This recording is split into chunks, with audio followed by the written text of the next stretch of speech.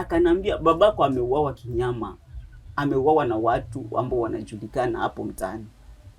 Even if walikuwa na huo unyama ndani yao, I know they were haunting my dad, but not to that point of stoning him, kumpiga mawe.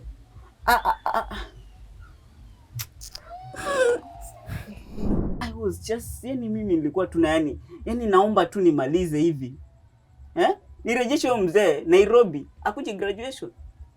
But Lynn hayuko tena, hayuko tena. Hata kuje graduation, and that what pays me.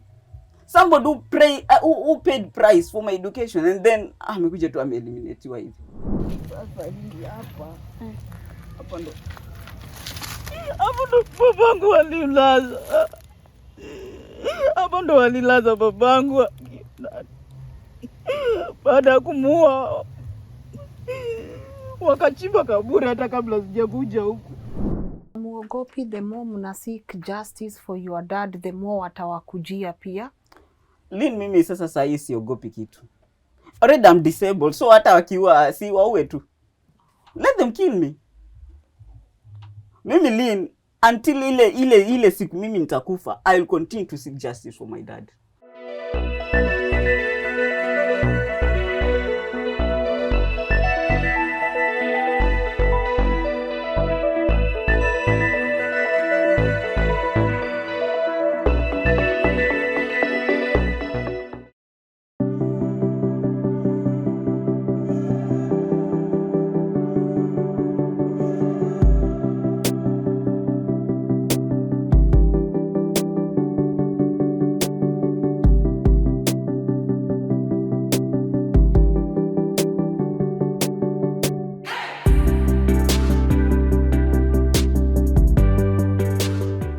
A very good morning to you and welcome to today's episode of Tales of Wanjiku. My name is Lynn Ngugi. Guys, I had to make sure that I came all the way to Kilifi for this particular story.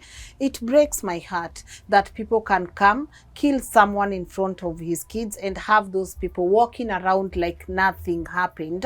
I'm joined here by the son who will be talking to us extensively about what his father went through. My heart broke, you know, when he took me to the grave site where they've laid their dad. He could not hold himself, and that was just a heartbreaking sight. But he is an intelligent man, and I know he will take his family from here, or he will be able to better the lives of his family. But let's first listen in. And if you are hearing a bit of noise in the background, there is an event that is not within our control, so please bear with us. Steve, mambo? Poa sana. How are you feeling? I'm good. You're good? Yeah. So first I want you to introduce yourself. Right. Ndio watu waelewe also mbona tuko hapa. Okay. My name is Stephen Masha. And this is Kijuetanga village. Yeah. This is in Ganda Ward, Malin constituency, Kilifi, as you've mentioned. Yes. So I'm a firstborn of 6. My mother is the one you've seen outside there. Yeah. And then my dad is the one who is the deceased now. I'm a student at Kenyatta University. Yes. I'm pursuing communication and media studies. Yes. Congratulations. Thank you. High school? School, we are doing fine. Yeah. I had to come because there was a case in court. So on Wednesday, 22nd of this month. Yeah. So I actually traveled all the way the day before yesterday. Okay. So I went to the court. Yeah. And we had that session. Then I came back home. You came back home? Yes.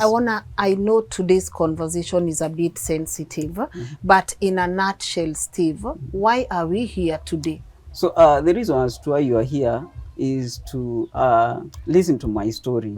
My dad was murdered, and he was murdered by non-numbered people. My dad was not murdered by a mob justice. Aliuawa na watu wenye wanajulikana. They are within.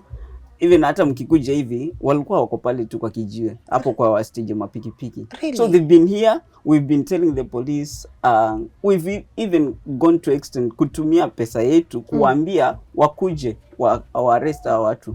Even with a private car. But ukienda huko naambiwa gari gari haina mafuta, mara gari iko garage. So imekuwa Yes. enda rudi. I know one of your sisters is not here. Yeah, right. Why is she not with us today? So after the incident, when they had killed my dad, okay, during that action, Yes. my sister was really involved because she was the eldest daughter to be around at that particular time. The rest of us were in school and Yes. in different places. Yeah. So she was the one who was helping my dad. My sister was taken to a facility somewhere. Yeah. I was told she's hidden there until the people who murdered my dad Were arrested. get arrested. Yeah. Okay. Slowly by slowly, All right. I want you to walk us through this conversation, but maybe a bit of background about you guys and life here. Maybe if you could take us through that and then take us through what happened to your dad. All right. So a brief history of our family. That I was born at Malindi Sub-County Hospital, and then I was brought here. At the age of 11 years, I climbed a coconut tree, and then I fall down. My spinal cord was injured.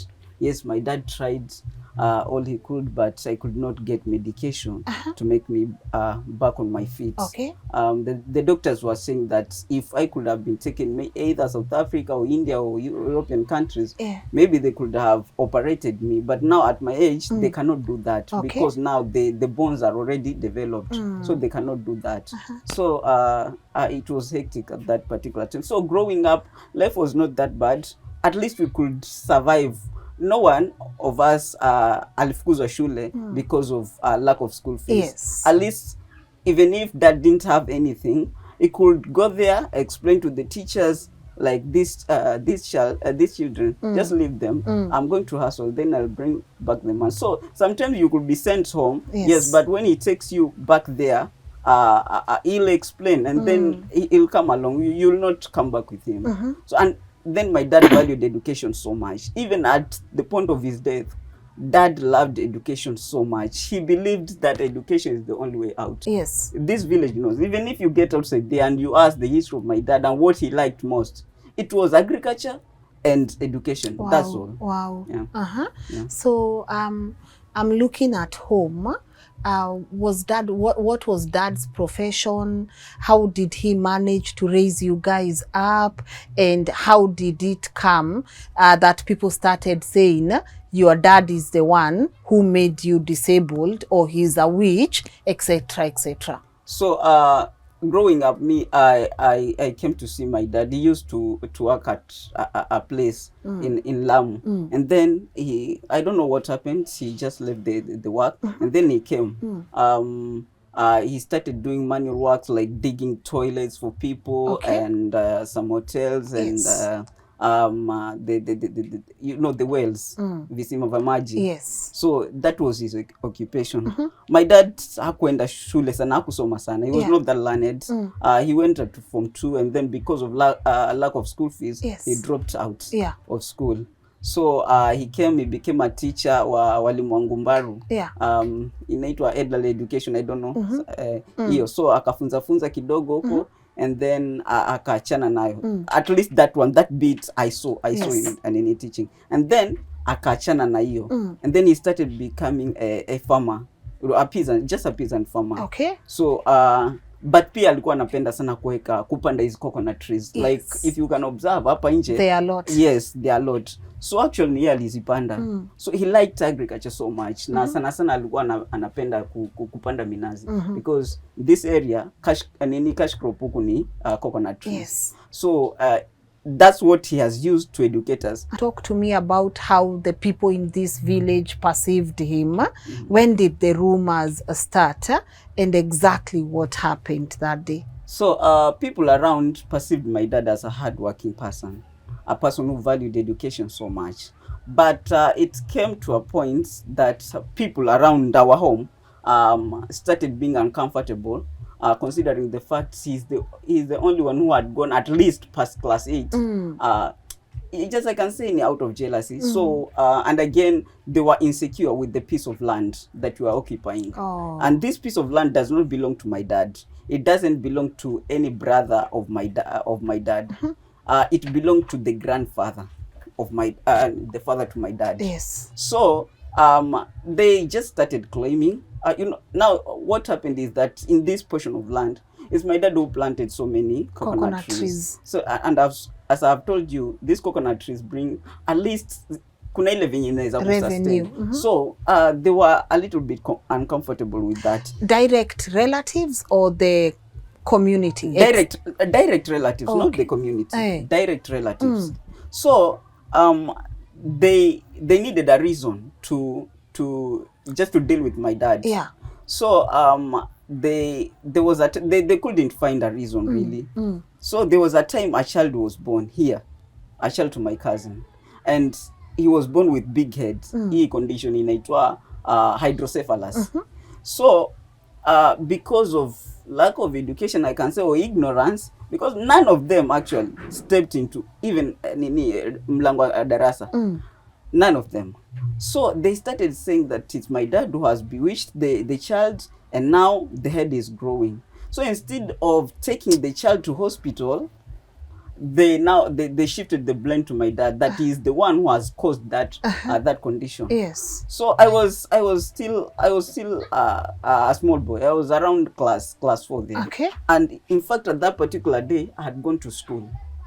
Though I had heard the rumors that they are going to deal with my dad, because they said if the child dies, then he's going to be buried with someone else. Oh. You see, so that day I went to school and then I came back. So when I came back, I found my dad was not around. Yes. And then my sister was not here. No one was around. Actually, my mother was in the shamba and they were staying there. So what happened is my sister also had followed them, and now my dad had been like rescued to another place. So I came and I questioned, where is my dad? They said, your dad is a witch, he's bewitching us, and now hatutaki kumuona hapa. So I said, okay, fine. And you know, at that particular time, I could not do things for my own. I could not even wheel my wheelchair. Because I was severe. You know, this kind of disability, you grow and then you become strong. The way I am is not the way I used to be when I was a little boy. So my dad now had been rescued to unknown place. So I was with them, trying to discuss with them now what's the solution, because I'm suffering. He's the one, that particular time I needed to be washed. I needed to be dressed because I had the wounds. Yes. There were so many things that I required from my dad now that my mother was away. Yeah. So I can say they felt pity a little bit. So they found means to get my mother back. Yeah. Because they didn't want to see my dad. Yes. So my mother came. She came, and then one of our relatives within here started saying, "Sasa wachawi wamekuja tena." Now he's generalizing the whole family. Like now even my mother now is a witch. So you know, my mother broke into tears and she cried and said, "No, me, I'm not comfortable here. My mother's home is not far from here." So she went back to her grandmother. Yes, as she was there, now they had to consult with my grandfather. That time was still alive. Then they found some means to bring him, to bring her back. So when they brought her back, you know, now my dad loved me so much, so he used to come during the night. Napata sasa because he didn't want to come during the day because they would stone him. So I remember one day he came, and then they started throwing stones kwa hiyo nyumba. That time I used to like kukuwa na bed hapo nje ya babangu. I didn't have this house. So they started throwing stones, and these are my cousins. These are my cousins, children to my uncle, who is a direct brother to your dad. Father. To my father. So I told Dad, no, just don't come again here, because you see now they're throwing stones. Who knows, hizo mawe zikianza kunipata mimi, and with my condition, see hata nitajikufia tu hapa. So they pretended to be good, like asubuhi sasa wanitengenezee chai rangi wanilete. But again I was questioning. You know, at that particular time I don't even go to school and all that drama. So again they found a way.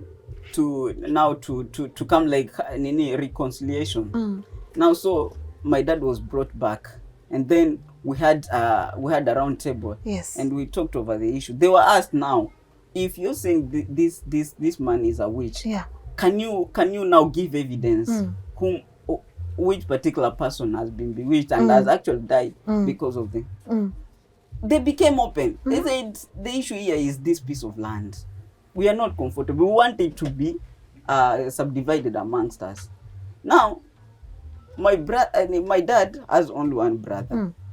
And then unajua huku kulikuwa na ile inheritance. Yes. So my grandfather had another child mwenye alimuadopt to. And it's just with him. Yeah. So you see, now when they were subdividing the land was to be between my direct brother and my direct brother to my dad and my dad. Yes. But the other family now needed a portion. Yeah.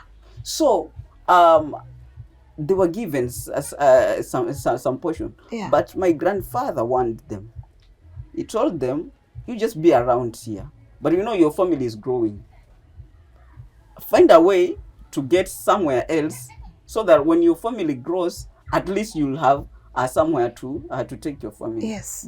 But now the son didn't bother. Yeah. Yeye alichukulia tu kama ni home and ni kwake. So he grew there, and then this family started expanding. So they want to push my dad now. And that is what my dad didn't want. Yes. So he used to fight with them. So now the witchcraft allegations became so many of them. So they said also your disability is because of him. Exactly. In fact, they started now accusing my dad that he's the one who has made me disabled now. You see, now he's done with me, and now he's invading them with witchcraft. Now he wants to make them disabled again. So I was like wondering now, in this village you have several people who have disabilities. Does it mean that my dad has bewitched all these people?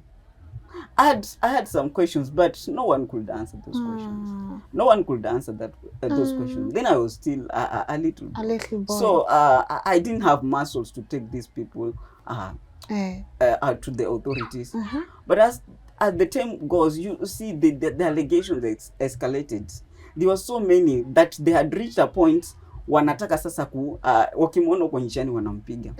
So in 2017 a cousin alipatana na babangu kwa njia, then akaanza kumpiga, calling him a witch. And then my dad tried to call me, I was off. And then baadaye sasa nikakuja nyumbani. I got him and dad, you were trying to call me. Yes, I was trying to call you because so and so was beating me and he's calling me a witch, and people were started surrounding me. So I followed that cousin and I asked him, why have you beaten my dad? Why have you called him a witch? Said his brother now answered, so you mean your dad cannot be beaten? Is he an angel? I remember that statement. Answer. Yes, that statement. My dad can be beaten because he is not an angel. So I told that particular cousin, mimi nitakufunga. I will take you nini police station. So I managed. I was still in high school. Yes. I managed to take him to police station, and then he was taken to court. Yeah. Lynn, a judgment, a ruling was given that particular guy had to serve 5 years huko ndani. Yeah. But you know he didn't serve those years. I still have the copy because my dad was brilliant. Everything that had used to happen, alikuwa akiweka copies. Yes, akiweka copies. I still have that ruling. So he never served. So I don't know who did what. I really don't know. Okay. And I don't know what happened in the court. And he never served. He never served those 5 years. Yeah. So he's been around. So you see, if they know that even their people now are calling him witch, they are beating him, and there is nothing that is taken against them. Yeah. You see now the community now anaona then it's fine. It's kawaida. Vijana hapo wamepikipika, no, then it's fine. We can call him witch. We can beat him actually. And we can kill him. And we can kill him. In now now last year. Yeah. I was in school. I'm basing at Ruru campus. Yes. Because that's where we take our lectures in communication and media. Yeah. So I had finished my exams. I was just waiting to come back home. So after washing my clothes, I went back to my room, and now I saw so many missed calls. And then my phone had a problem, so I could not really swipe the screen. Yes. So, but I tried. Then I saw a broken message, like impartial message. Yes. Sorry, bro. Leave it to God. And I was wondering, like, what are these now? Yeah. So I tried, and then I went to the housekeeper. Yes. And asked him, could you please help me with the phone? I want to make a call at home. So akanipatia simu yake. I tried to call mom, she was off. I tried to call my dad, he was off. Then I said, what could have happened? I tried to call my sister, she was also off. So that particular point I became confused. But I tried. Now I said, oh, let me now try another person around the village. So I tried this person, and then he said, you know, the situation hapa kwenye tuko. Actually alitumia maneno. Hali ni mbaya na jikaze. So because he's an idle person, sikutaka kumpatia pressure. I just left it at that. The other person who came to my mind was the village elder, because I had his number. So I called him. I told him, just tell me what has happened. Akanambia, babako ameuawa kinyama. Ameuawa na watu ambao wanajulikana hapo mtaani. I just found myself down. Lynn, I just found myself down, crying. Because now, I'm wondering, how now? Hii village naijua vizuri sana. Even if walikuwa na huo unyama ndani yao, I know they were haunting my dad, but not to that point of stoning him, kumpiga mawe. It's okay. It's okay. It's okay. It's okay. Just yeah.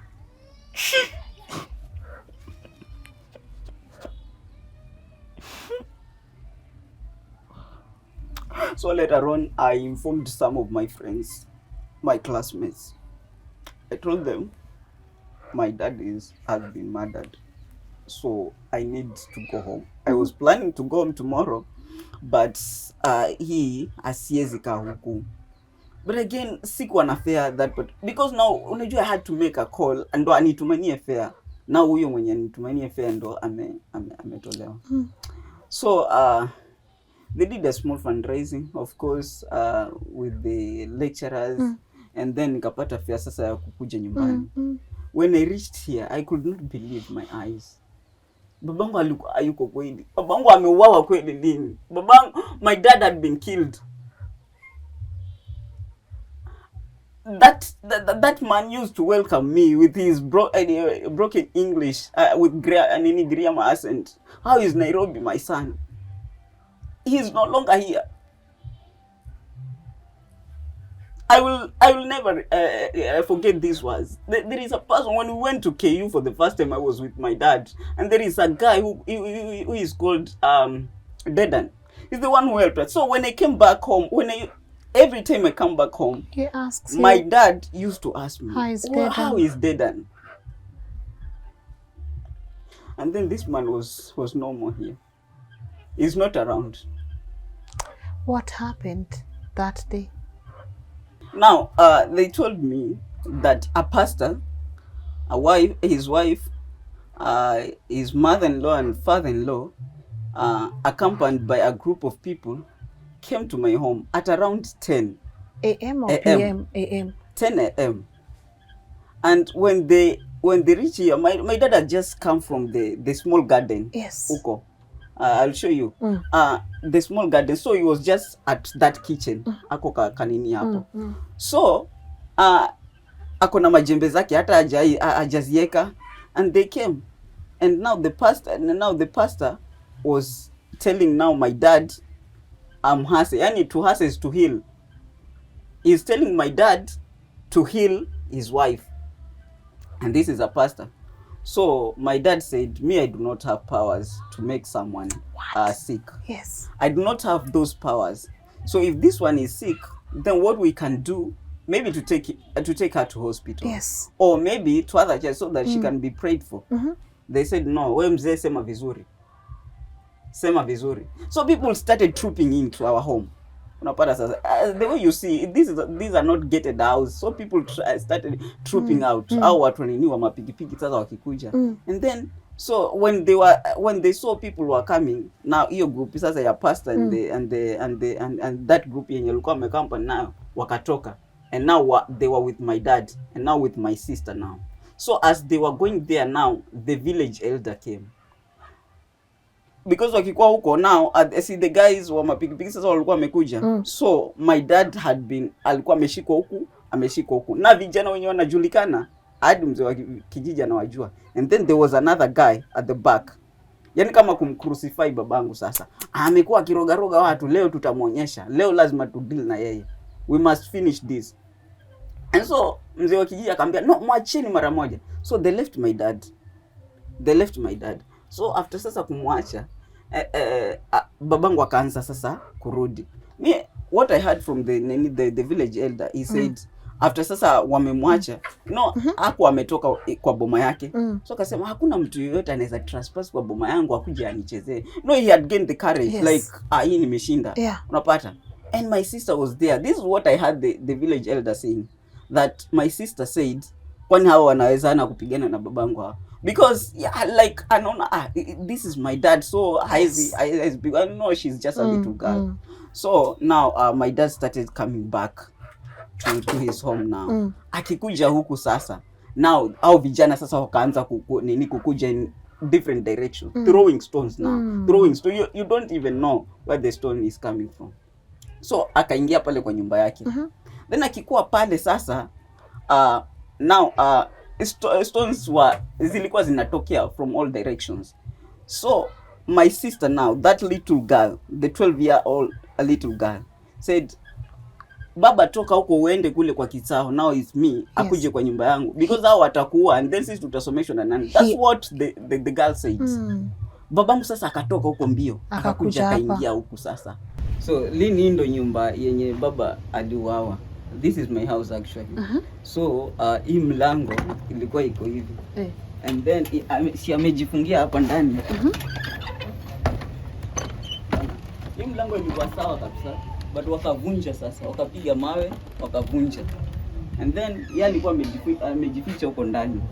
So walipoona mlango umefungwa na yeye hapo huko ndani, wakajaribu kupenetrate na ile dirisha sasa. Wakatoboa hapa na hizo majengo hapa, wakapasua hapa. And then juu yeye alikuwa amejificha huku, so eventually walimanage kuvunja mlango na wakaingia. Wakaja wakamtolea hapa sasa. Wakampeleka huko. So now my mom akaokolewa sasa na majirani, akatolewa na dirisha hapa. Akakuja actually aliingia huko. And then wakafunga mlango. Kuprevent watu wasikuje wakaingia. So wakaanza kurusha mawe sasa. You see the door, the way it was broken. Wakaanza kurusha mawe sasa, kupiga mawe sasa. And then walipoona hiyo so some of them walikuwa wanapiga mawe. And then mwingine alikuwa anatoboa hapa. Ukiona hii level hapo, hiyo level haiko sasa na hii. Akawa nataka kutafuta nafasi sasa ya kuingililia. And then one alihold jembe, ile fork yenye babangu alikuwa ametoka nayo kwa garden yake. So babangu akasema hata ameshikilia jembe kabisa, ngoja nitoke nipambane na. My dad had 4,600.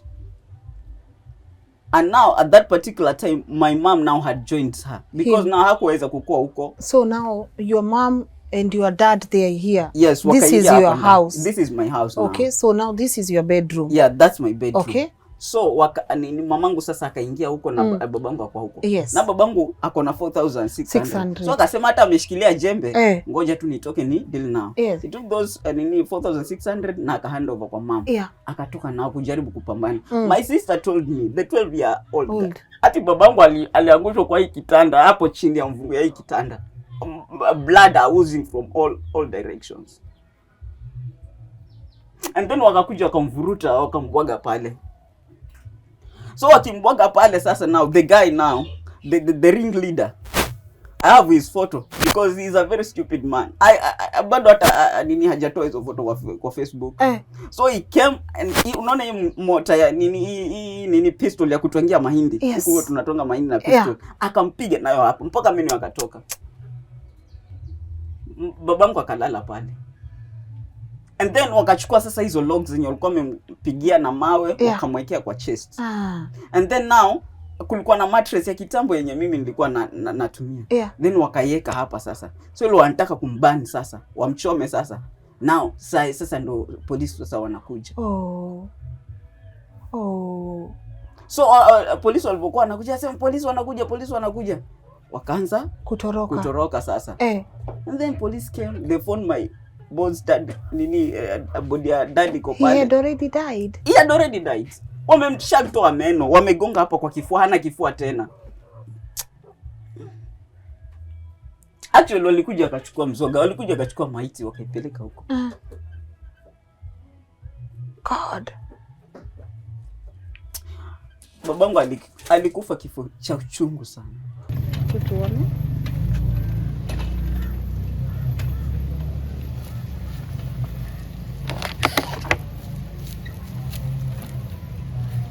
Hii kaburi ya grandmother. Na hii ni ya grandfather. And then sasa hii hapa. Hapa ndo babangu walilaza. Hapa ndo walilaza babangu. Baada ya kumuua wakachimba kaburi hata kabla sijakuja huku. Wakaplan kila kitu bila hata kunihusisha.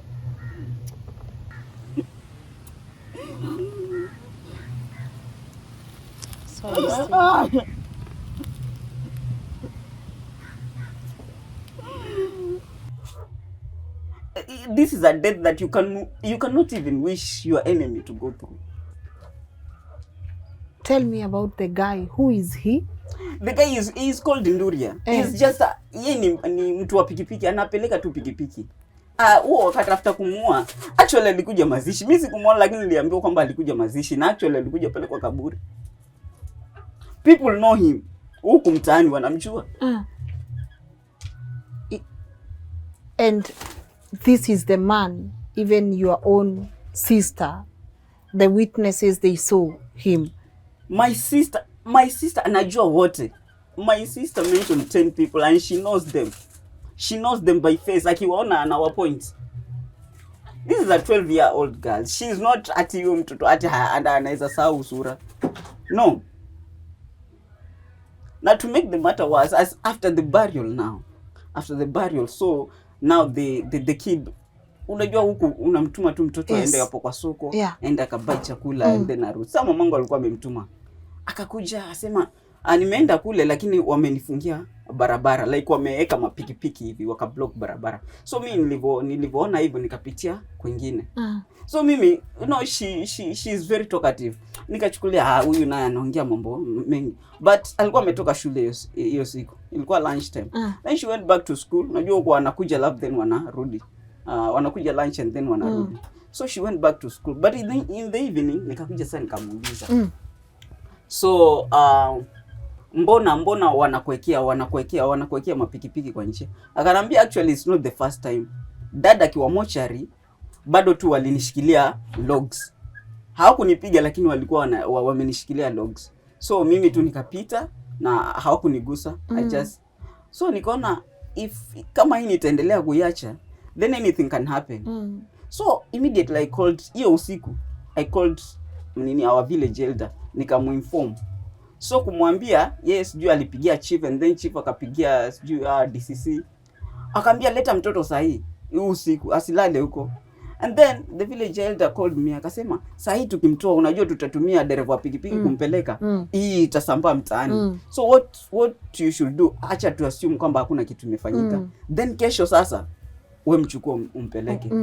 So mimi tukalala hiyo siku dona wasiwasi lakini tulilala. And then sasa kulipokuja mtoto akaenda shule. Sasa akienda kule shule mimi nikamfuata sasa. So nikaenda kumrequest from the teachers. Nikasema huyu mtoto naomba tu kutoka naye. So I went to the DCC's office. I explained the situation. Then I let her, the child herself akaji explain huko. Akaelezea venye amekuwa akikuwa intimidated. Au kina DCC wakatoka huko wakapanda huko juu. They had a meeting for almost 30 minutes. Then walivokuja wakanambia so kuja huko ndani. Nikiingia kwa hiyo ofisi hata sikukaa dakika 5. Me I saw two people waliingia ndani office, mwanamke na mwanaume. Then wakikuwa pale sasa, mimi nikaambiwa now we've decided that huyu mtoto hatutakuachia. Kulingana na venye umetuelezea na venye ametuelezea, we're not going to give you this child. Because we don't know what will happen. Yes. And as you say, she's the key witness. Yeah. So tunampeleka mahali kwingine. So my sister hearing that, Lynn, that child broke into tears. She cried. Ambia Kitsao, mimi nataka niende nikasomee shule yangu. So tukitoka hapo nje, gari iko hapo, mimi hata huko wameniconsult vizuri, wanataka tu ni sign any documents niachilie mtoto. No, that was the hardest decision I could ever make. I can only imagine. How can huyu mtoto akuwe separated aje? Mother huko ajui, mamangu hakuwa anajua hivi. And mimi nianze tu kusign documents. So I took that child, kamweka kwa kifua. I started crying pia. And the guys were there. Wakanambia sasa wewe ukilia yeye unataka afanye nini? You have to be strong. How strong in this situation? Wewe unataka nikuwe strong aje? Unataka nikuwe strong aje? So later on sasa unajua sasa sina otherwise because again what they are saying ni ukweli. Nikimleta huko alafu akuja gongwe. It's true. Tutafanya nini? So mimi nikatoka hapo. I remember I cried mpaka tukafika huko shule and the child was crying. Because actually she is the one who was making me to cry. So tulivofika huko sasa, the child was received. Nikapewa hizo consent form just to consent kwa mtoto nimempeana.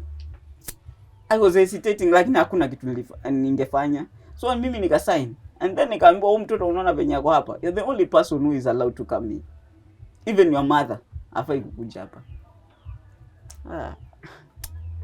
I just feel something else. Because sasa huyu mtoto mdogo unaambia sione mamake at this age. Why can't she see her mother? Because that yako hidden, hafai kujulikana. Probably mom anaweza kujiongea na story is spread. So why can't they take her to a common place, come take mom, have them meet and then they take her away? What kind of nonsense is that though? Mimi hata sikujua. And they told me until the guys are arrested, these children are But how old is your sister again? It's just 12 years. This is a child in need of a mother. So you're telling me your mother has never seen your sister? No, now, later on, I said, no, this cannot happen.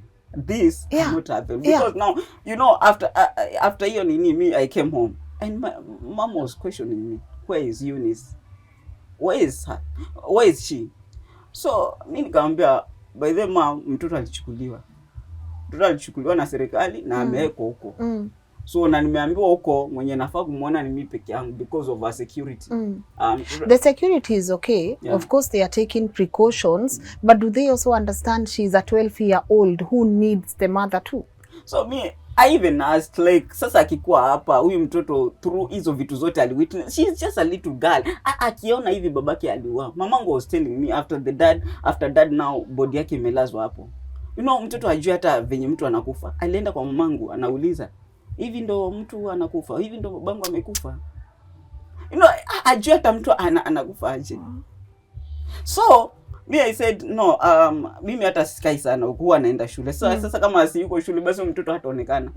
Ndio akasema now you can come with someone else, akuje tu tumrecord jina kwamba akikuja tunajua this one is a relative. So I took my mother and then I took my sister mwenye ananifuata sasa. Yeah. So those at least by now because the child was crying each time we talk through a phone call, she's crying. And now they can see her. Yeah, now they can see her. They've been going there, wanamuona. But sai at least kidogo ametulia. But hata hiyo time akifanya mtihani, unajua she was in grade 6 that particular time.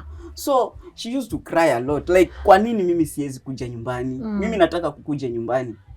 Did they ever cancel her? Did they offer her therapy? I asked that question. Walisema tutajaribu. So me I don't know if they wanajaribu have the office, nini? Kama hawana, kama they. Me I don't know. It's okay. I don't know. It's okay. I'll follow up that part. Talk to me about the court case. Who has been arrested so far and where are we with the progress? So you see now after now I have taken my sister huko kwa hiyo center and then mamangu haku ameitwa kuandikisha statement. But I remember that particular day when I had taken my sister to the DCC, I asked them, nikawaambia, mbona my mother who was also at the scene during hiyo action ya kuliwa kwa babangu hajaandikisha statement? Why? You know, then they said, no, we are going to follow it up. So after a week, my mother now was called to record a statement, and I took her there. Nilipofika hapo juu ofisi yao iko juu, I let my mom akaingia huko. She recorded the statements, and then I took my uncle, pia naye akaenda kaandikisha statements. And then mimi nilikuwa sasa, these other kids, they were ready. I could have taken them to record the statement, but walisema watawaita. They never called even now. Yeah, hata huyu last born wetu, she was here when my dad was murdered. Yeah. So mimi sasa after hiyo sasa, now I started helping them. Lynn, I have done investigations to know how watu wako wapi, so that the police can come and arrest them. Yeah. The first arrest, unajua sasa past after kufanya hiyo kitendo alizama kidogo, and then akakuja akaendelea na shughuli zake. Yeah. So nikaona so now hata amerudi. Now the pastor now. Let me ask you for clarification. Why was this pastor bringing the wife to be healed by your dad? Is it because your dad had superpowers, or your dad had made her sick? Me, I really don't know. Now, something funny is the wife relates to my dad. Napata sasa. Like they wale distant relatives. Okay. Unapata sasa. So I have a feeling that it was a well planned thing. Setup. Yeah, it was a setup. Hii si kitu ati walikuja kufanya tu. So mimi nilivyosikia ati pastor sasa amerudi, nilipigia polisi nikaambia the matter was with the DCI. Nikaambia huyu pastor amerudi. So na mimi nataka arrest. So mimi nikaplan hiyo siku, wakakuja. Though walikuja late after ni mama pressurize sana, but walikuja sasa wakawa arrest, wakawapeleka ndani. After a week watu wamereleasiwa. I was not told the reasons why wameachiliwa. Though I asked, na nikiuliza DCI anaambia, let me nitaongea na DPP nione kwa nini waliachiliwa. So again sasa wakaongea akasema sasa now we are going to rearrest them. So mimi nikasema okay fine. But before we rearrest hao wakashika sasa wengine. Now the father-in-law and kijana mwingine around hapa. Huyo father-in-law akaenda akaachiliwa. Kasikia tena huyo ana mashtaka. So huyu kijana sasa ndo alifikishwa kotini. Now yeye ndo alikuwa now this guy mwenye anaitwa Nduria. That guy huyo Nduria is the ring leader ni kama, yeah. Because yeye ndo aliparticipate pakubwa sana. Nimekwambia hata kugonga kwa mchi ni yeye alifanya. But huyu ni yule mwenyewe alikuwa anatoa babangu huko apelekea hao watu. Okay. Wando wa mgonge. So huyo sasa huyo kijana sasa ndo akapelekwa ndani sasa akakaa huko, and then akakuwa released na bail. So yeye amekuwa nje. Hiyo first session ya court mimi sikuenda because we were not informed. Yeah, they are charging him with murder. Yes, with murder. So hii session nyingine sasa ndo nikasikia it's not even the police, because I used to call the police niwaambie so mmefikia wapi. Wanaambia no, ikifika time yenu mtaitwa. But hawatuambii. So nikaona hapana, hapa kuna game nacheza. So yes. I went there nikachunguza hiyo case ni date gani, and then nikapata ilikuwa 13th of December hiyo last year. So I went nika-attend court. Kijana akaletwa, and hata that particular day wao walipata lawyer. So lawyer akasema anaomba time akapitie statements. So ikakuwa John D. Yes. Tukarudi.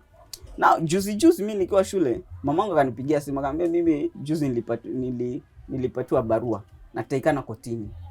So nikamwambia mamangu, hebu ambia sistangu anipigie picha hiyo barua nilete. Anitumenie WhatsApp. Hiyo barua ikatumwa. Nikiangalia hivi WhatsApp, the letter is written in English. Mamangu ajua hata Kiswahili vizuri. Na sasa nashindwa, so wanaandikia mtu aina gani? So nikasema hii hata siwezi kaa Nairobi. Ukakuja. I will have to. Mimi hata nilikuwa na exam Thursday, but nikamwambia lecturer just excuse me. Nikatoka huko, nikakuja on Wednesday, juzi sasa. Yes. Asubuhi saa 12. Mimi nilikuwa Malindi local, hapo chini. Nikakuwa hapo hadi sasa ikafika hiyo time ya court na mamangu alikuwa amefika. Tukaenda huko. Then tukiwa hapo tu vizuri. no, the DCI came. Yes. Ako na hizo statements. Yes. So kanambia, hebu chukua hii statement, somea mamako. Mimi nikamsomea mamangu. Mamangu hajasoma lakini is very sharp. Yes. Anakumbuka hiyo maneno aliandika huo mwezi wa 6 last year. So nikamsomea, there is a word hapo mimi sikuwa nimeona vizuri. Unajua yeye had mention. Yeah. So that shows you alikuwa ana remember hiyo statement. Yes. So nikimaliza kusoma hiyo statement, akaniambia mbona mtu fulani hayuko in a mother tongue. Mimi nikasema sasa unajua mama ukiandikisha statement mimi I was not there. So pengine basi nimuulize yuko hapa. Nikamwambia huyu this madam hapa ako na question na mimi siwezi answer. Mjibu. My mother akauliza tena muulize mbona mtu fulani hayuko hapa. Now the DCI akaangalia chini. Then my mother now akaongea kwa sauti ya juu now with broken Swahili. Yes. Now akasema mbona mtu fulani Simoni kwa hii list na namuona hapa kotini. And the DCI was ashamed. Lynn, mimi niliona kitu yenye mimi sijaiona because it was like we are cooking things. Alirecord hiyo jina mimi nikiona hapa. No, now the question is, yes, how did you arrest someone who was not mentioned by the witness? How now? Kwa nini hata mtu afunguliwe mashtaka afikishwe kotini? You know that is hiyo kitu inaweza leta issues. Because how do you arrest someone who was not mentioned? Wali arrest nani? Huyo kijana sasa mwenye alikuwa kotini that particular time. Si anafaa kuwa hapo. No, ni yeye, but my mom mentioned him during that hiyo last year. Hiyo akirecord statement. Yeah. But the DCI did not record the name. Lakini sasa amearrestiwa. Lakini sasa si aliarrestiwa alafu akachiliwa kwa bond. So he's in court, ako na case, ako kotini. Okay, so kumaanisha wangemuacha tu. So me I started doubting so many things. Like now mbona basi chenye mamangu alisema is not what you wrote.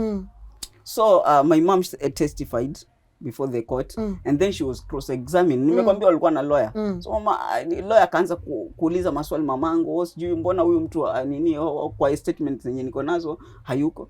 And to some extent the lawyer alikuwa anaongea ukweli because that person does not appear in the statement yenye alikuwa supplied na prosecution side. Yes. And even the prosecutor herself hakuwa na hiyo jina yoyo mtu. Nyinyi mko na lawyer? Sisi sasa si huyo mwenye anasemekana huwa ni wa serikali tunapewa in case of a murder. So mimi nikasema sasa hapa sasa kutaendaje. So I was there and then the other witnesses will come waka testify sasa and they mentioned people but those people were not in the court. So now after the adjournment now the state council akauliza sasa the DCI mbona kuna watu wamementioniwa hapa and they are not in court. The DCI could not answer that question. Nikamuuliza wewe si tulikuja kule kwenu mkatuambia gari haina mafuta. We were even ready kuhaya gari ikuje iende kwa nini tukachukua watu. Nyinyi mkakataa. Sasa hii mmetoka. There was a time Lynn walinitoa Nairobi juzi tu. Nikuje huku niwasaidie na investigations. I came all the way from Nairobi. Kukuja huku. Only to tell me I have those messages kwa WhatsApp. Nauliza DCI I'm around. The guys are here. Niko tayari kucoordinate. Ani blue tick tu. Na wamekutoa Nairobi. Na wamenitoa Nairobi. Actually I was in class that particular day. Walikuambia nini? Wakaniambia now tunataka kufanya arrest. So kama unaweza kuja ofisini. Nikamwambia mimi si yuko huko. Ni nani yako nyumbani? Nikamwambia ni brother yangu na bado ni mdogo hata hizi nini. Akaniambia hapana we just need someone mwenye atakuja kutupatia information. Nikasema wait. Namtuma sahihi. That brother yangu alienda huko. Akaenda kuambia those people wako huko. But mimi nikasuspect nikasema hapana. Ngoja na mimi nikuje nije niangalie. Mimi nikakuja na nikamwambia DCI I'm around. Pigia huyo sergeant sijui Adam. Mimi kukoli yeye anasema unajua tunafaa hiyo kitu tunafaa kuiweka next week. Next week na mimi nikule nimeomba tu nafasi ya muda kidogo tu nikuje nimalizane na issue na nirudi. So nikaona wameanza kunichezea tena game. So before that hiyo last year sasa. No this kuna DCI wengine hapo alikuwa ameniambia ati hiyo time hakuwa anaweza kumake arrest juu kote haiko ina operate juu ilikuwa December mwisho watu wameenda masherehe sijui nani. Kanaambia nikuje this year sasa January around date 4 hapo. Mimi date 4 nilikuwa hapo police station. Nikauliza sasa mimi nimekuja sasa. naomba tufanye ile kitu yenye ulikuwa ni tukuje tu plan venye tunaenda kwa nyinyi mnanipeleka sana na nini na speed sijui nini. Nikasema sasa mimi nakupeleka na speed na wewe mwenyewe ndo ulini promise. You promised me that ni coming next year around the 4 or 6 hapo tunaweza fanya kazi. And now unasema mimi nakupeleka. We quarreled Lynn. I refused to listen to him. I told him endo kaito boss wako akuja hapa na mimi siondoki hapa. We quarreled, and during that quarreling akaniuliza kwani are you paying me? So I said, so you guys you want me to pay me? I don't have money to pay you. After all sinyi mnalipwa na ushuru yetu. Yes. So why should I pay you? Police wamenihangaisha. Lynn, mimi nikitoka hapa nikienda huko kwa police station, mimi siwezi panda pikipiki yenye ni 100. Natumia tuktuk. Tuktuk is 200. Niende huko and then kurudi ni 200. Those are 400. Mimi sina hiyo pesa. I'm still a student. Huyu mamangu tu ndo ako tu alikuwa anafanya irrigation hapa, and then sahi hawezi manage stima because unajua wako hapo kuna borehole. He cannot manage that. So and again during that process ya kutembea kutoka huku kwenda huko police station kila wakati, I developed a soul. Kidonda hapa chini. And that unajua mimi am paralyzed from the chest downwards. Unapata sasa. So hadi ukinichinja hivi, I just see the blood, but siezi sikia. But now the wound is there, it is growing. Mimi sina matibabu. The only little money yenye anasaidiwaga na watu, hiyo ndo na jaribu kusqueeze nione kama polisi watanisaidia. As we speak, the wound is open. Mimi hata nikitoka huko, najua sasa nikikuwa shule mimi ndo niko on the safe side because at least kuna health unit ya shule. But sasa tunaenda kufunga shule, matibabu nitapata wapi? Because in essence school fees yako huwa inaketa. But now shule ikifungwa mimi naenda kupata matibabu. Shule nani anakulipia? Sasa shule you just depend, unaona nani ma MCAs bursaries. Yes. Hiyo na some friends just come. Mimi nikienda ku call off, mimi na form groups za WhatsApp naambia watu hebu kujeni hapa mniokolee simu. And then I'm a self-sponsored student. I pay 70,000. Where do I get the money? Ni parallel. Mimi I'm self-sponsored, ni parallel. So like sasa I have to think mimi mwenyewe natoa wapi school fees. I have to think what my mother anakula. I have to think what school fees itatoka for my brother, for my sisters. And then police huwa ananizungusha tu. Now my health siwezi kudanganya Lynn. My health is not good. Unajua mtu akiniona tu hivi anaona kijana ako sawa, but I'm hiding a lot. So because nikianza sasa kuongeza ma problems zangu mbele ya mama, wewe umemwona pale, she doesn't know kama niko na kidonda. Labda kama anasikia Kiingereza, but she doesn't hear English. So she doesn't know kama niko na hiyo wound. I know if she knows itakuwa shida nyingine hapa. Naweza msababishia hata magonjwa. Relationship sai na relatives iko aje? Sasa after that, so naona sasa babangu ameenda. So now I just have to nyenyekea. Because in essence, nahitaji msaada sahihi. Nahitaji msaada sasa mimi nitafanya nini? They have to come. Okay, mambo na school fees ni sisi wenyewe tumejisort. But tunaona kama kwa mfano umetoka hapa like my mom now ametoka hapa kwenda kuhangaika kutafuta food. Unaambia tu niangalilie hii boma at least kusibiwe hapa. Unapata sasa. But hakuna much unaweza request from them. Wakwe nacho wasikwe nacho. Hakuna kitu anaweza kufanyia big. And then uliwauliza hawana like hao, unajua afadhali sisi nikikwambia hivi hii boma I'm the first one to go past from 4 past nini high school. Steve, hii boma unaweza shangaa sana. Their second last born sasa ndo wako form 2. So you see akona 10 children. What agenda shule second last ndo wako form 1 sana. So dad akijaribu kusalve situation hapa home at least tutoke mahali pazuri, hivyo ndo anapigwa vita kabisa. Sasa sahi wewe umeona familia change ile, mimi naifanya nini? Honestly. Na wanakuangalia tu. They're just watching me. To make the matter worse, sometimes wananiomba msaada mimi. It's yani it's okay. Miss June semeni. How do you deal na hizi vitu zote? How do you cope? Mimi siwezi kukuambia uongo. Like mimi, unaona mimi tangu hiyo incident ifanyike, kulala mimi kwa ngumu sana. Mimi nikilala hivi, nikilala kwa 1 hour, nimelala sana. Like naweza panda pale kwa kitanda, uone huyu jamaa amelala, lakini mimi sijalala. Hata nikifunga macho hivi, si ile usingizi. I'm just there. Yani niko hali ngumu sana. And then I have to think a lot because sasa unaona sasa I have wounds, my health is not good. My brother is there, atujalipa nini chochote. Sasa tulikuwa tumelipa tu 15k. Na ni mtu anatakana na 50,000 pa hiyo. Wapi uko? Nasoma Taita, Taveta hapo, shule nyingine inaitwa Lushangoni St Mary's. Is in form 3 now. Unajua when dad was alive, ikifika term 2 tushamaliza. For that huyo brother, huyo kwanza alikuwa amepata nini sana. Babangu alikuwa anajituma. So alikuwa anafanya vyovyote kuhakikisha kwamba kijana anasoma. Sasa we cannot afford to do that. We cannot. Tulisaidiwa tu juzi na basari ya 8,000 na hiyo ofisi ya MCA. Kwa mbunge tuliapply nini brother wangu alikosa, mimi ndo nilipata. And it's only 10,000.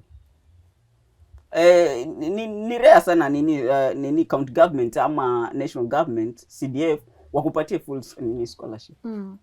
Muogopi the more mna seek justice for your dad, the more watawakujia pia? Lin, mimi sasa hii siogopi kitu. Already I'm disabled, so hata wakiwa si waue tu. Let them kill me. Mimi Lin, until ile siku mimi nitakufa, I will continue to seek justice for my dad.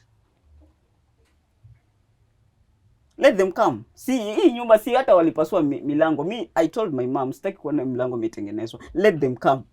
Ikuwe hivyo open. Because now what's in the essence ya life sasa ni nini? If someone can just be killed asubuhi, hata si usiku. Asubuhi. Unajua I wrote kwa Facebook, nikamuuliza because I know he reads my message. Yes. Bro, mbona basi kama babangu alikuwa amekosea, mbona hungeliniambia na tunakutana pale kijiweni kila wakati. Mimi I pass around there every time nikikuwa home. Akasema? No, it was just a message kwa WhatsApp. He didn't reply. Haku make comment yoyote.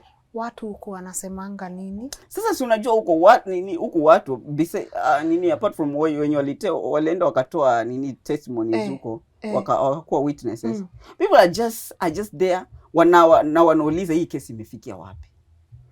Lakini pia nao hawataki ile kujitoa because wao wanaogopa mtu ukikuwa involved sana wanaweza kukujia. But hata vijana okay, maybe pengine mimi ni ile courage yenye nimejiwekea tu, wakija kama wanajisikia kukuja basi wafanye chenye wanafanya. But mimi sioni kama ni threat. I don't see like because kama sasa hiyo ring leader alikimbia, vijana wengine ndo wako huko tu. Wako huko. Huyo alikimbia na hajaenda mbali hapa Kilifi, kama umepita Kilifi hapa. Ako hapa. Na this is a killer mwenye wanamjua. See, but my dad is not the first person amekill. Basi kwa nini anaromroma around you? Do you think the police are taking their sweet time in this matter? Do you think treat na agency? Lini ngoja nikwambia. Au polisi sijui wanataka mimi niwape pesa ndo wafanye kazi. Mimi I really don't know. Because mimi I have begged them. Mpaka ikafikia point sasa mimi siwezi wa beg tena. Nikienda hapo, the last time I was there, I quarreled with that deputy DCO. Na nikamwambia mimi ukitaka nisababishe fujo hapa na hii police station inaweza jaa. And I was shouting because now haizi nisaidia, namwambia tuende sasa hivi wako. Nimewapita pale. Anaanza kunitolea excuses, gari haina mafuta. Wewe Lin, gari gani ya serikali wewe unaweza enda uikose mafuta? Tena polisi. Na anataka ukue mafuta ama anataka uweke mafuta ukue mafuta? Sasa mimi siwezi elewa because kwanza in the first place ni gari gani ya serikali wewe police station pale inaweza kosa mafuta? Jesus. Watu wamenihangaisha. Wamenitesa. Na mimi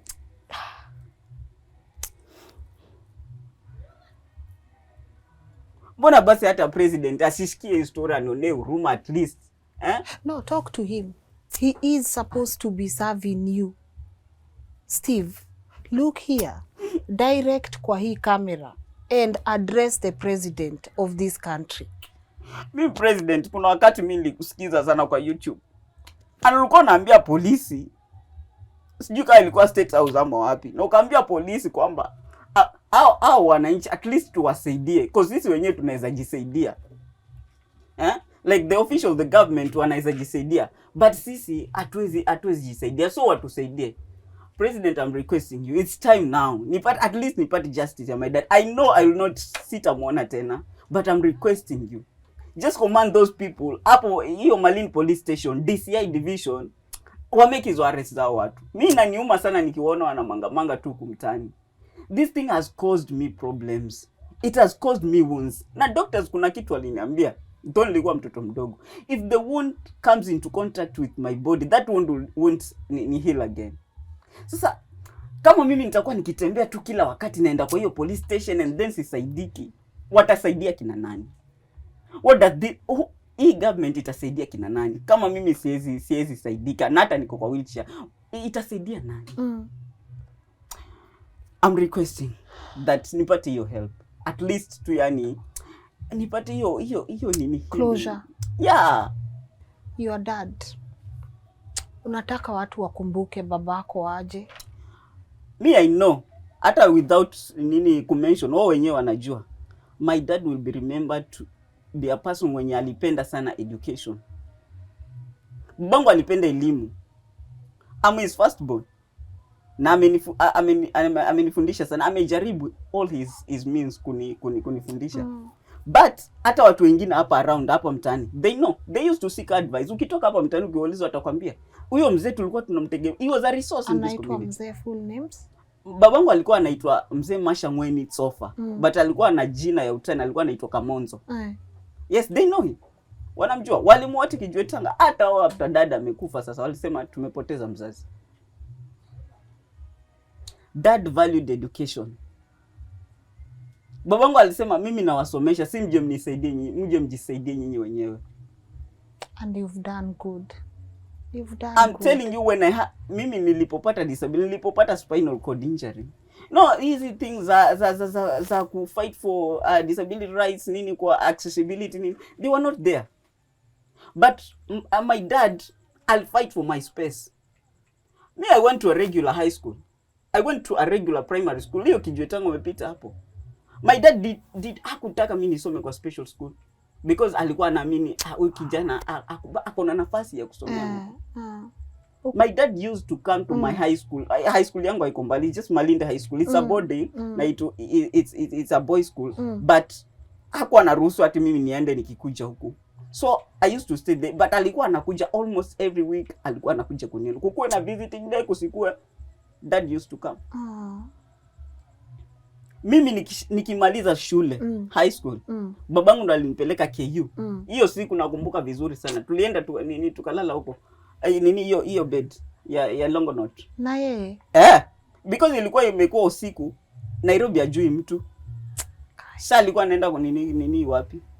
So we stayed there together. Kukakucha and then I was just mimi nilikuwa tuna yani naomba tu nimalize hivi. Nirejeshe huyo mzee Nairobi akuje graduation. But Lina hayuko tena, hayuko tena. Hata kuje graduation, and that what pays me. Somebody who paid price for my education and then amekuja tu ameeliminatiwa hivi. Painful. It's painful. Mimi yani utamkumbuka aje wewe mwenyewe? Mimi babangu Lin, mimi nitakumbuka babangu as a man who really alikuwa ananiwishia, like he was fighting for my space. Alikuwa advocate for disability rights. He fought for my space right from Kijiwe Tanga primary school hapa. Yani mimi babangu alikuwa pila, alikuwa miguu yangu. Mimi niko KU kule, basari imetoka, niambie tu babangu kuna mahali fulani nimesikia kumetoka basari. Baba atatembea hizo ofisi. Mimi I'm very sure hakuna ofisi ya government babangu ajulikani huko. Would you say he was your hero? Yes. My dad, babangu alikuwa my hero. I'm telling you, my dad fought for my space. Babangu kwa hii community alifight for my space. Nilikuwa namtegemea sana kwa mambo mingi. Wow. Do you have ile disability allowance unapewangwa ya watu wenye wako abled differently? Mi ni kama juzi walikuja akanitoa because unajua when I was given that hiyo kufanyiwa hiyo assessment nilikuwa severe disabled. Now the law inasema ama policy ya watu wa National Council for Persons with Disability inasema they give that money to persons with disability who are severe disabled. So that particular time mimi nikikuwa mdogo I was severe. Nilikuwa naoshwa, nilikuwa nafanywa kila kitu dressing. So when I went for assessment, walinipima tu and they keyed me in to their system. But sasa juzi mimi nikaona when dada alipokuwa amepass sasa, nikaona kila kitu imekuwa blocked. So could try to follow up. Naambiwa kitu itakuwa sawa. I have written some letters to nini huko niki-request. Even the social services office wali request watu wa bank, but they walishindwa kutransfer hiyo jina to my mother. Sasa hii mimi sijui what I don't know what's next. Haupati anymore? No, sijaipata. After babangu amepass, sijaipata. So now you just survive like that? I just survive. Mimi nimekuwa pale KU. Nahangaika na njaa pale. Nahangaika na njaa. Yaani hadi food yenyewe nashindwa. Ilifikia time sasa ni ile tu nimesema ngoja nitoke niende at least nikaone dean of students. Kenda not dean of students but dean wa shule yetu sa creative arts. Nikaenda nikamwelezea so akan direct kwa ofisi nyingine hapo. At least nikaenda kupata nilipewa food zingine mimi hata sijai kula. Nasikia zinapewa refugees. FT what I don't know. So kaambiwa hizo zitakusa for 2 weeks. Kakuja nazo so nimekuwa nikimumunya. It's just sachet tu iko na protein mingi. Si nimekuwa nikinyonya tu hizo. Oh yeah. I remember hata bado kuko na moja hapo kwa mimi. Umebakisha how long sai shule? Sai mimi nimebakisha graduate. This is my 2.2. Oh yeah. So niko na miaka tena 2. Zingine 2. Napata sasa. So like mimi nikifikiria sasa hata nashindwa naendelea aje. Utaendelea. Because yani mimi nimebeg watu hadi watu wamesinywa na mimi sasa. Utaendelea. Take my word for it. Shule italipwa. Na watu wenye wana watch utamaliza shule na nitakuja graduation God willingly.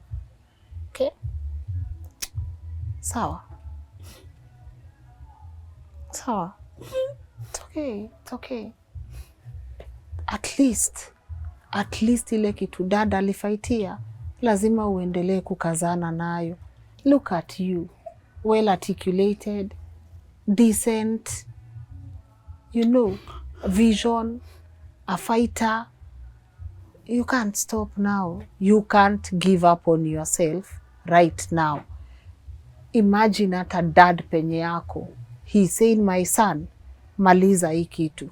So, don't quit. Don't quit on yourself. Sawa? Sawa? You know, it's so much painful that this is a person who was struggling. Yani tutoke tu kwa hii poverty. Wewe Lynn umeona hii boma venye tunaishi. I've seen. His vision was tutoke hii na si tukuje tumsaidie wewe. I told you. Babangu alikuwa anatusomesha anasema na asomesha mje mjisaidie wenyewe sio mimi. Yes. Keep the torch up. But hata mzazi akikwambia hivyo wewe unajua ndani ya akili yako lazima nije nimsaidie. Lazima utamsaidia. Lazima wewe nije nimtengenezee maisha yako mazuri. Yes. And just someone tu anakuja na eliminate hivyo. Yeah, it's not okay. During the day. It's not okay. It's not Steve, I want to wind up, but before I ask you for the contact details, because I know they will come through. They will come through. Personally, I'll leave you with something ya kusurvive kidogo, and I know they will come through. But to the people who did this to your dad, ungetaka kuambia nini? You know, Lynn, mimi nimekuwa na uchungu sana.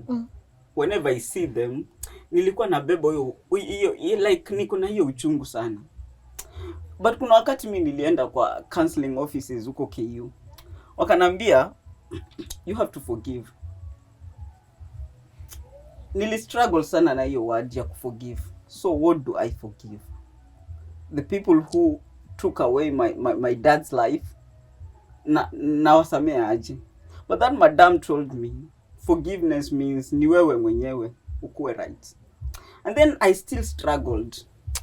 I texted Pastor T kwa nini kwa nini kwa hii Facebook message. Nikamuuliza so like tulikuwa tunaongea, then nikamuuliza like forgiveness inamaanisha nini? What does nikamnarratea kwa story, and then I asked him. Akaambia forgiveness ni wewe mwenyewe kukuwa right na watu, but it doesn't stand in the place ya ati ku prevent justice. Oh, you spoke to Pastor T? Yes, mimi nilimuinbox because I was struggling. Sasa mtu akisema kwamba ati sasa forgive. How do you forgive this? Forgiveness means yes, we are forgive, but is it stand on the way ya justice. Si ndio? That's what he said. Yes. Like mimi sasa I came to that point nikasema okay, naweza reach hapo mahali. But mimi I want those people to be dealt with, because if they are not, then inamaanisha huku mtaani kila mtu atakuwa akikufa tu. Akiambiwa ni mchawi, yeye right yake ni kukufa. And as a matter of fact, after hiyo kitendo wamefanya this year, another mzee aliuawa hapa. I texted that to the DCI. Ati unajua ndo tunajitayarisha sasa ndo tuwasaidie. Already mtu kwanza huyo it was worse, alichoma. So you know hata wanaweza kuja label basi mamangu waseme basi ni mchawi. So me I want those people to be dealt with. They will be dealt with. Yes, wanafaa kupelekwa huko kotini. They should become responsible of what they did. It's not right. It's not. It's not right before God. It's not right even before in our constitution. Everyone has a right to life, regardless, Lynn. And we don't get to decide how their life ends. It's not in our hands. It's not in our hands.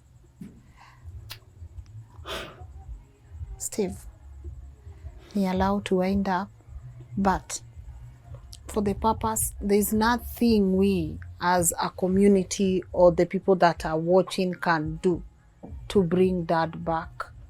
Our condolences. There's nothing much we can do. But I know deep down he's proud of the son you are. And he's proud of the voice sahi yenye unatumia ku fight for his justice. But for the people who would want to come through for you, you've not asked me to do this, but allow me to do it anyway. The people who would want wakushike mkono umalize shule, washikilie siblings wako. I know I've come here and I've had to look at this place twice. And to know kuna mzee alitoa mtoto wake mmoja kwa place kama hii. To become the person you are, we have to give kudos to your dad. But for his legacy to continue, you might need a helping hand here or there. What can we do, or how can people get in touch with you? Ajua Lynn, mimi before Dad apokonye uhai, no, we have a borehole here. Yes. And nilikuambia kwamba Dad valued two things, education and first agriculture. And then agriculture. So my dad alikuwa ameweka mashini kwa ile borehole. She used to pump water kwa hii garden kidogo. And that alikuwa anapanda mboga nyingine tunaita mchicha huko. And then hizi kakimba hizi. And then anazisell to the locals. Locals wanakuja wanabuy hapa. You know that cash ilikuwa inasaidia kulipia huyo msichana mwenye umemwona alimaliza form 4 juzi. Hapo Barani Secondary hadi akamaliza. But now you see the cost of electricity, that man is no longer there to kuservice kupata hiyo do. Yeah. Amebaki huyu mama. Yes, anapenda yeye kufanya. But unajua sasa now the cost zenye anainka does not match with the profit she gets. So anaendaga loss kila wakati. I tried, sasa nikaona a solution hapa ni gani? We'll not continue to beg food from people kila wakati. The solution ni at least tupate solar. Kuna wakajua sana. At least iko ina pump your maji hapo. Good idea. Good idea. The other thing, mi bado ninasoma. Yes. Na babangu alikuwa anaamini kabisa mimi kishamaliza yeye atakuwa ametoka kabisa. Hizi maneno hakuwa ameniambia, but kuna mtu hapa jirani aliniambia baadaye sasa. Kambe you may never know, but babako alikuwa na hopes kubwa sana kwako. Alikuwa ananiambia vitu zenye angependa kuona. You see that portion of land kule kwa minazi. Yeye alikuwa amepiga picha tayari ataweka rentals. After kijana yake amefanya nini? Ameshamaliza. Na hizo sasa ni za kuketa for family, not you. Yeye peke yake. Unapata sasa. Mimi sijamaliza shule sasa. I'm still struggling. Fees yako inakujanga aje? Mimi fee yangu per semester. Unajua mwaka uko na semesters 2. So hiyo ni 74. And then hii ingine ni 72. Okay, so but again, unajua mimi na reside within the campus. Yes. So kuna accommodation fee. Na hiyo huwa ni 6K. Unapata sasa. Okay. Yes. So but mimi usemaga mimi huwa najua kujiongelesha. Ni ile tu time yenye ikifika like watu wanachoka. But at least naweza jiongelelea. But now my brother, mimi sikudanganya lini. Sitaki kuona ukijana huko akirandaranda huko. Mimi naweza kubali ni safi. Lakini ukijana akikuja huko atapotea.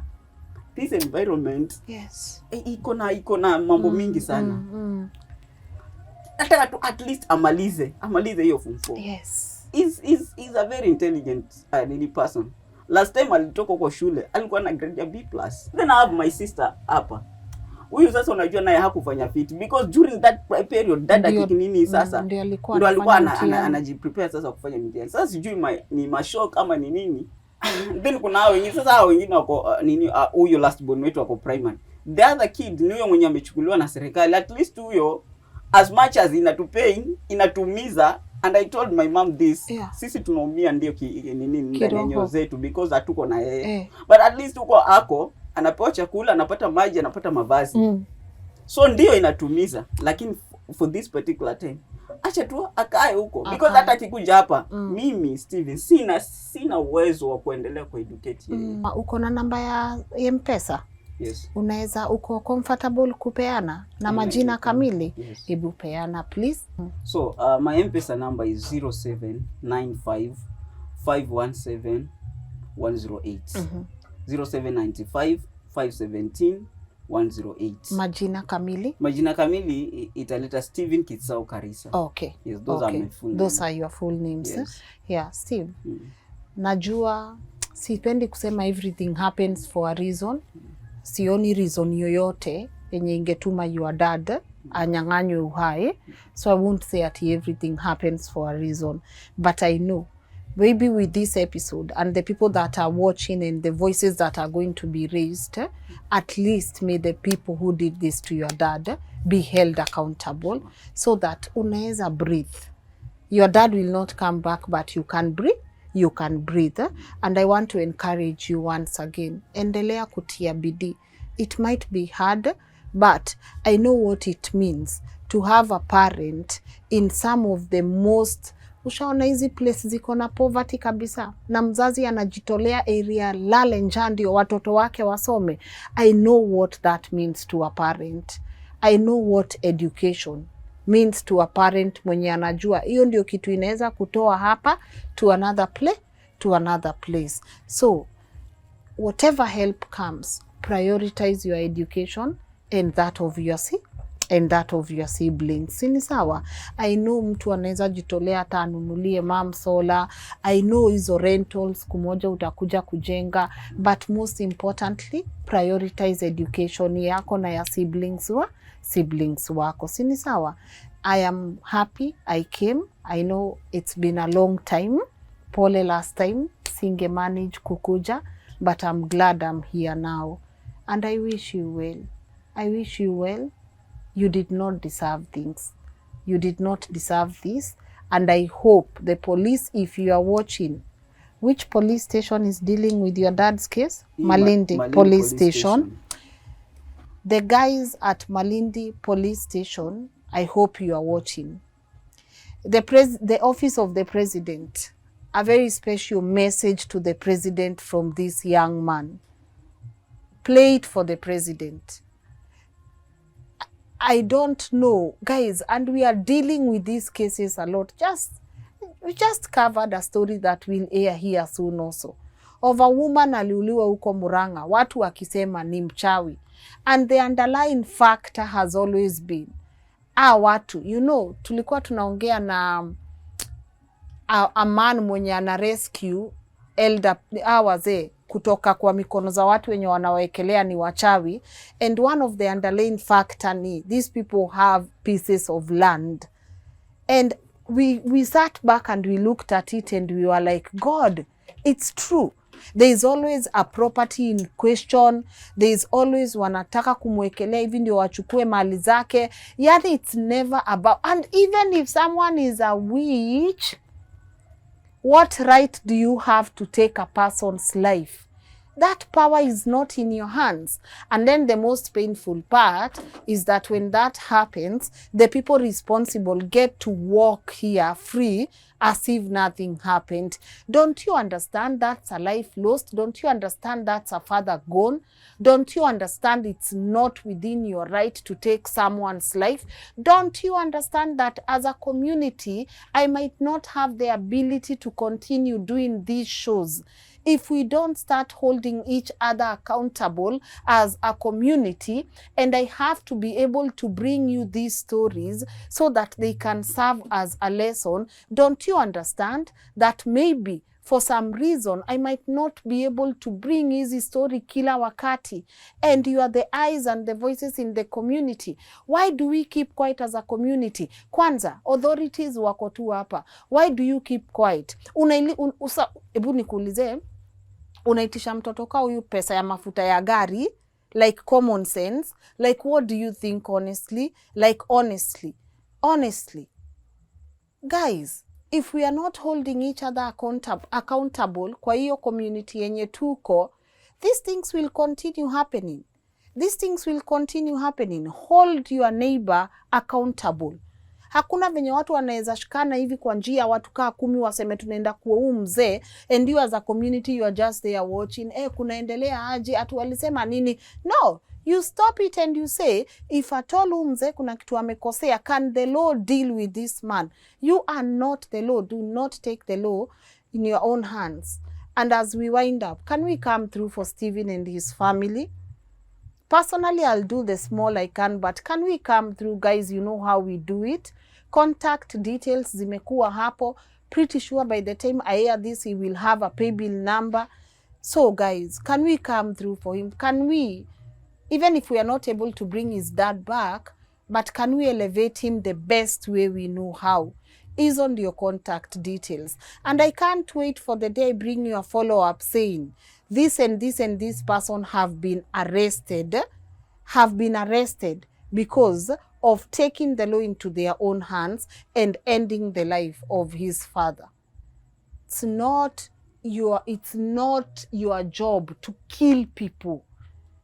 It's not even anyone's job. It's not. So, guys, come on. Let's make our communities a little bit better. Kindness. Ukiona mtu amekosea, there is a law that deals with that. So, can you go to the police station useme, mi naona baba Steve by the ni mchawi, ebu kwa constitution and then muarrest, na ile clause inasema arrestini wachawi. I'm not saying he's at come wachawi wasi arrest you. All I'm saying is, how was he a witch if the only desire he had was to see his family progress? Jealousy in our communities, especially hizi communities ziko huku ndani, the villages na vitu kama hizo. Guys, we need to start creating awareness. As I wind this episode, the best we can give Steve right now is to stand with him and his siblings so that they can finish their education. So, if you are able to come through for them financially, let's do it. Emotionally, spiritually, I always say, si lazima to donate pesa, but text him. If you are watching this and you are even a lawyer in this vicinity and you feel like you can give them your services pro bono. Sa ingine nasikianga kupigia ndego ni mwambie toka Nairobi sasa teremka huku Kilifi, kimewaka huku. But I believe even here in Kilifi, here in Mombasa, we have lawyers that can take this case pro bono. So can you do it? so that the wheels of justice zianze kukimbia kuroll haraka haraka. You get what I'm saying? Because I'm not lying to you. If the dad was a prominent person right now, all those 10 people would be behind bars, right? They would know it's not okay for you to separate a child from the mother without offering huo child counseling, therapy, without making sure mmeset structures zenye zitasaidia yes huyo mtoto. I am like, even the mom needs therapy. All the kids here in this house, actually, they need therapy. Important, they need that. So can we come through for them the best way we know how, right? I'm happy I got to come to Kilifi, and I'm happy that I got, like, I am now able to bring your story out there, and I can't wait for the updates. But also to thank my team who traveled all the way here, Muga, Joshua, Lynette. I don't take your support for granted. By the way, we are filming this, it's almost 8 jioni sahi, and I apologize once again for the noise. There was an event and we couldn't stop it, and this is the only time I had to do it, so bear with us if the sound was not clear, but najua mmetusikia. And our incredible editors, Kevin and Sam, thank you for compiling this episode, making sure imefikia watu right on time, and may we create, like, let's become the people we are supposed to be. Let's be the versions of the people that we aspire to be. Sawa.